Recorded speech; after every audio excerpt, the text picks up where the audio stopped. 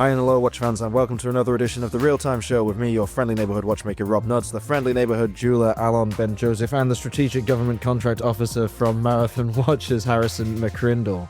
Nailed it. Hey guys, how's it going? I stuck the landing there, didn't I? Yeah. I took notes. That's the first time in 2.5 years that's happened, and hopefully it'll last for the next 2.5 years as well. So, Harrison, we've had a Marathon on the show before for a full-length episode, which was extremely interesting, but we want to hear your take on the brand and your take on the experience of being here at Time to Watches at the Villa Sarasan in Geneva. So let's start with the latter. How's the event going for you? It's been great so far. Yeah, we're really pleased with the turnout. The interactions have been fantastic. We've been really happy so far, for sure. What kind of people are you getting to your booth? Are you getting mostly end consumers, retailers, journalists? Fair good mix. Yeah.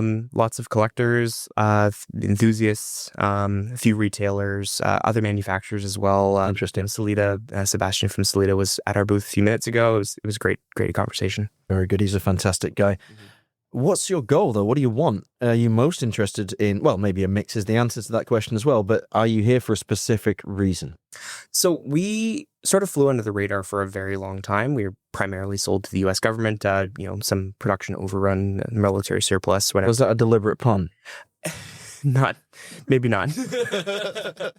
No, but we've been supplying the military for the whole time. And then it wasn't until a few years ago that we actually started supplying to the general public. A lot of guys leaving service had to return their watches. And then so we sort of picked up the lost time and gave them their watches back, kind of thing. Interesting. So when these watches would be given back by the servicemen and women to the military, what would happen to them? Would they be just crushed or refurbished or repurposed or just given out as they were? Sort of repurposed. Yeah. They'd be redistributed, reissued as needed. But then in a lot of cases, after a certain amount of uses, like firearms, like everything else in the military, it's sold off to the general public afterwards. Okay, so we wound up in the collector circles. Oh, so they did make their way out into the civilian realm. Yes. But they weren't directly sold to civilians. So there was this interest and this knowledge about Marathon before you actually decided to go direct to the civilian realm. Yeah, it was very much a if you knew, you knew kind of thing. Very cool. Yeah. It's very cool. I can imagine it being quite a tug on the old heartstrings as a service person to have to give back your watch that's been with your missions and whatnot. Yeah, and it was exactly that sort of led us to selling to the general public. A lot of guys, they loved wearing it. They're navigators, they're general purpose watches for such a long time that, they'd leave, they'd reach out to us and go, can I just buy one from you? And, we'd say, we're not really set up for that. We'd have certain distributors that would sell the surplus, but they wanted to buy directly from us. So the advent of the internet and e-commerce in general allowed us to finally be able to serve those people again. It's my turn for one pun here. It just came to me. Did Marathon hit the ground running? Let's say yes. Dude, the guys, we're sitting in front of each other. He's so proud of himself. I was unable myself. I'm beaming from ear to ear. This is the happiest I've been for a long time. Yeah, thanks for indulging me on that one. But it did take off immediately, did it? Yes. Okay. Yeah. We've been slowly building since then, getting the name out. And that's partly why we're here is it's good for us to finally get in front of people, get our name into the mouths of those who matter, right? What are your volumes annually? Are you able to share that with us, or is that something you prefer to keep dumb on? I don't know off the top of my head. Great answer. 3 day killings. Yeah. It's a substantial portion is the U.S. military through DoD and through GSA. A lot of it is end consumer now and through distributors, but a good portion of it is still very much the government contracting. For those that are not familiar with these initials, please spell them out. Yeah, so GSA is the General Service Administration, and the Department of Defense is DoD. Okay, I have one question for you. Actually not a question, a request, more to the point, of anyone that hasn't seen Marathon Watches will probably be wondering exactly what they look like, because it sounds like they could be like a Timex Ironman, right? Because it's not like a basic digital watch, far from it. What is it that they look like? What are their distinct characteristics? How would you describe it to somebody through an audio channel just like this? Yeah, so they're tool watches first and foremost. We do pilot's watches with our navigator with that Parkerized asymmetrical case, 12-hour bidirectional bezel, very classic military tritium-based dials. We also have our SAR watches, or search and rescue watches. They're dive watches, oversized bezels for use with gloved hands, knurled crowns for the same. basic military dials, tritium illumination, automatic and quartz movements. And we also have the field watches, which are, we've been doing since, the 1980s. So it's the same ever since. It's just modifying and upgrading as we go with case materials and movements and whatnot. You already answered half of my question. If you supply other government institutions already in the US, do you supply also other governments around the world? We do. Yeah. Through GSA, global supply, we are available to any, allied force that's willing to buy them. And so they can buy them through GSA. Yeah, so you're responsible for that division within Marathon? Correct. How does your day look like? It's a lot of responding to requests for quotes, a few hundred a day, let's say. And then a lot of it is dealing with existing contracts, making sure that supply is coming in for existing delivery orders and whatnot. And then also, part of my day is helping with streamlining production and making sure that engravings have the correct contract numbers and our CADs and whatnot. So where are you based? We are based in Vaughan, Ontario, just north of Toronto. And then our factory is in Le Chaux-de-Fonds, Switzerland. So one important question. Yeah. You said Allied forces. Yes. So we don't need to get too political right now, but are you keeping a close eye on developments? Always. Yes. We've had such strong ties to the U.S. government for so long that, we don't see any need to sully that. It's a strong, positive relationship with them for sure. What I was wondering, and that's why I asked the question, if you supply different governments, some military outputs put their numbers in the case back. So when you repurposed those watches, U.S. Army, let's say, they don't put a number. No, so that's a general issue. Our general purpose watches, for instance, the field watches, they're not serialized based on the unit of issue. They're serialized from our production standpoint, but not unit specific. So Bremont is very much known for creating unit specials. So they're only made for a particular unit. Only unit members can actually purchase that particular run of production. Does Marathon do that as well? It's something we're expanding on more and more. We've had lots of requests over the years, but we were just so small we couldn't facilitate that sort of small scale.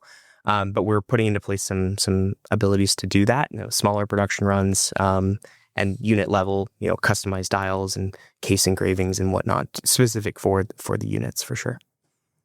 I'd like to get a TRTS unit up and running. That'd be pretty cool, wouldn't it? We could have our own podcast cohort. And we know now how to obtain that with Mitchell. Oh, yeah, of course. Yeah. Absolutely. Should we Inside invite track. them? on that You've got my card. on that topic, I don't know if I told you, Rob, that the best distributor in Europe, our dear friend Leonard Bugs, the Dutchman in Germany. No, you can't get better than that. Hero. He is, yeah. He's my buddy. Yeah, doing our distribution out of Germany. It's fantastic. Wonderful guy. He spent a lot of time at our booth and chit-chatting with him. It's fantastic. So what's the reception been like in Germany then to watches like Marathon? Positive. Yeah. Yeah. We, he handles just in general distribution for all of Europe, but Germany has been a good one as well because they allow tritium watches, whereas other countries in Europe don't necessarily. So Germany's a good partner that way. Give us an idea of the price points that we're talking about here, because some of the Marathon watches are extremely affordable and out. Yeah, so our general purpose watches, for instance, they start around $300 or $400 US, ranging all the way up to our chronograph search and rescue watch, which is around $5,000 on the bracelet. So depending on the use case and the requirement, we run the gambit, if you will. So. Yeah, I can imagine that there's a huge amount of volume interest in the lower end, because it's a very striking and interesting product to be able to obtain for such a small amount of cash. But I suppose those more expensive pieces are the preserve collectors, or maybe more often service people that have a very deep affection for the brand. Is that the case, or do you find it to be more? Yeah, we do get requests for the chronograph periodically through Department of Defense and through GSA. It's often used as a end of service gift or promotion, but then often used as also for ship captains and whatnot. Harrison, did you hear his second pun? Is it the case? Bro, You didn't even notice it yourself. oh, well, we're in a groove now. Obviously, it's all just flowing. This is solid gold podcasting. We're obviously found our feet. Wholesome. Okay. What's your favorite model? So I've been wearing lately the Steel Navigator Automatic, mostly because the Navigator's fantastic for travel, and I've been doing a lot lately with all the trade shows, and so being able to quickly set the time zone off the bezel is fantastic. And normally I'd wear a quartz, but I've been wearing the automatic mostly because it just, if you feel more connected to the watch, it's a almost a living thing on your wrist. It's fantastic. Are you a collector outside of Marathon? I have become one, unfortunately. Yeah. Unfortunately for my wallet. I should Yeah, say. we've heard that before. So what other things interest you then beyond Marathon? I have an affinity for tool watches in general. I have tremendous respect for Tudor and Omega and what they do, and even some of the smaller ones. I'm a big fan, and I love a good field watch, good dive watch. Very good, very good. So we can expect to see a lot more of Marathon around Europe now, thanks to your partners over here. Absolutely. People are getting to know the brand. If you haven't heard the full-length episode that Alon recorded with Mitchell, then go back onto the Real-Time show and check it out. Okay, guys, we're going to let you get back to your booth and keep talking to that wide variety of people that are coming by to say hi. Good luck so for the much. rest of the week. Take care. Cheers. Thank you. So I went for a run this morning in preparation for this analysis of ours, Marathon Watches, one of Canada's most prolific watchmaking exports. What did you make of the meeting? What do you make of the team behind Marathon? And what do you make of the watches really now we're outside of the glass igloo? First of all, kudos to you. Nice intro. I love how you dropped that running a marathon in there. Well done. Off the record, before the recording, we asked the team, which were awesome guys, if their dear chief was philosophically high on the first recording on the Real-Time show. So we kicked off the meeting in a fun way. We were joking around. Lovely guys. How can you not love Canadians, right? They're always out and about, super happy, super jolly. They were passionate. They knew what they were talking about. I actually love the in-depth insights in how they cater to all these government organizations. So I really enjoyed that recording, actually. Yeah, I do too. And I've really got a soft spot for Marathon. There's something about them, the pure functionality, the fugliness of the watches. Because let's face it, they're not elegant. They're not refined in the way that a Laurent Ferrier or a Cartier is. They're just tools, really unapologetically tools. And the military colorways in which they come are appealing to me. I like the collaborations they sometimes do with brands like Jeep. It does deepen an understanding of what this brand stands for, who they see themselves as selling to. And I like that self-confidence. I mean, you can turn your nose up at it if you want, but this is the kind of watch, if you're a watch guy, right? Or a watch gal, should we say, and you have a collection of nice pieces, or maybe not even a collection, maybe just one really nice watch that you saved up for and is your pride and joy. You're not going to want to wear that watch all the time, every day, everywhere, regardless of what you're doing. There's going to be some moments when you need a real go anywhere, do anything beater. And I would say, and okay, this depends whether you define a beater as something you can beat around or whether there's something that just beats relentlessly like a sort of tractor movement. That's a conversation for another day. But let's just say a Gado watch, a go anywhere, do anything watch that you can smash to hell. What are your choices, right? If you're a watch person, what do you go for when you're not wearing your Chapac Antarctique or your Zenith Defy? What do you pull out of the box? Is it a Casio G-Shock, which is an easy answer? Is it a heavy-duty Casio, something like a Mudmaster or a Rangemaster, something really fancy, so something still pretty luxurious and pretty expensive? Or do you go something like a Marathon, which is extremely affordable, or maybe like a Casio F91W? That's the F91W is probably the entry point. Then you've got a Marathon, and then you've got a G-Shock, and then you've got super duper G-Shocks. You've got Timexes in between there with Ironmans and whatnot. For me, Marathon is exactly in that bracket. I've got G-Shocks. I want a Timex Ironman. I really do. And they're really pushing some cool designs at the minute, which are great. If you've not seen them, go check them out. They've got some great, especially Japanese-only market versions, which actually aren't Japanese-only market versions. That and the decent Casio, what would you choose? Do you agree that that's in that bracket? That is one of those watches that you would go for if you're a watch person that needs something to smash around in a kayak. Interesting, actually. And I think we can dedicate a whole episode or an article analysis on this. that I have that same issue. And as you might know, I recently moved the location of the Ace Jewelers boutique, meaning I had to basically dust out all the vaults and take my whole private collection with and relocate them. So what I did is I took about 40, 50 watches home, and they're less expensive ones. And I'm actually bringing them to the rotation, and there's watches in there that I forgot. So including some swatches, but even 40 years down the line of wearing and owning swatches, I can never keep them on for more than a day. Either I can't just stand the full plasticness of it or the hard ticking sound.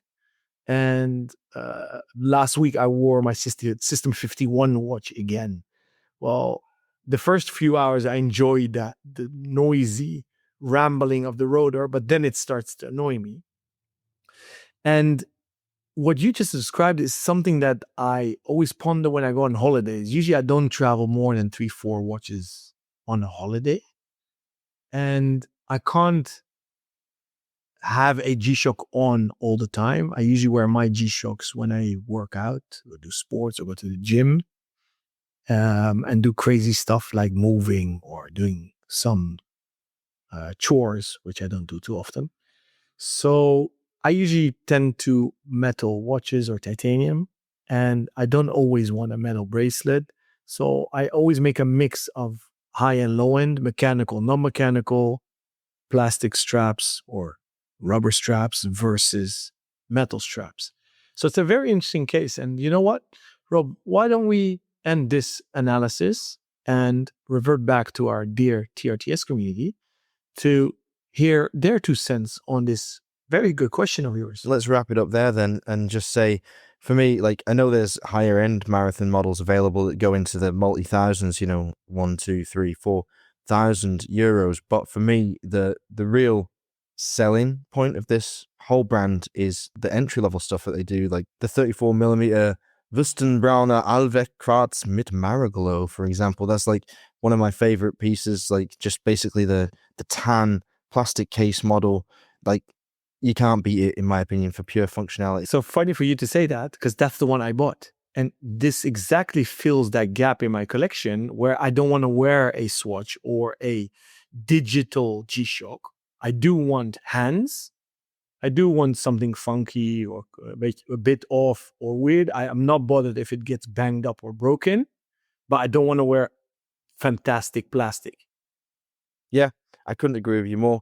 And I can't wait to hear what the community has to say about it. So if you have got some comments on this, like what are your watches on your day off from the luxury pieces, then drop us a line at either Rob or Alon at therealtime.show via the official website, www.therealtime.show, or the Instagram handle at therealtime.show. And we will respond to those questions as soon as we can.